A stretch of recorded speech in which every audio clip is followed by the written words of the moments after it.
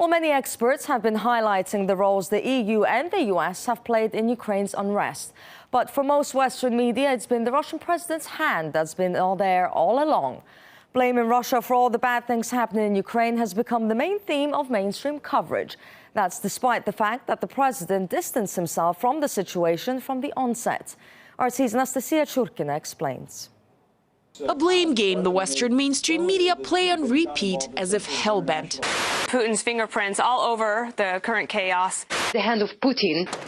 Deadly anti-government clashes in Kiev have turned into yet another reason to obsess over who else? Russia. The coverage of Ukraine fits a larger picture of the American media having Cold War attitudes about Russia. He doesn't represent anything except a thuggish authoritarian state. This a drumbeat they have marched to for decades. Putin's to blame for everything in the American media, from the threat of terrorism in the world to global warming, and now for Ukraine. The media are determined to criticize one man as if possessed. The United States is looking to propagandize the population as much as possible in making Russia and specifically Putin into the enemy. Never mind the fact that Putin is essentially on the outside looking in, especially considering the fact that they have tremendous financial investment on the line in Ukraine. Actual facts have left the building. Context and in-depth analysis are brushed aside. It appears that Putin is stifling Ukraine.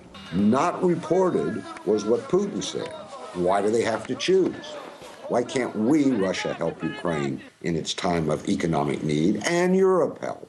That was rejected by the West. Instead, it's headlines like these that are taking center stage. Then again, superficial, attention-grabbing and hate-driven media coverage is familiar, especially when it involves events so far from the U.S. and so close to Russia. Most Americans who are in the media don't know anything about the Ukraine. They don't know much of anything about former countries that were part of the Soviet Union. I don't think the American press, including me, has inaccurately reported Vladimir Putin. Highly questionable as a battle of words aimed at one target, Trump's accuracy in the Western media. Anastasia Churkina, RT, New York.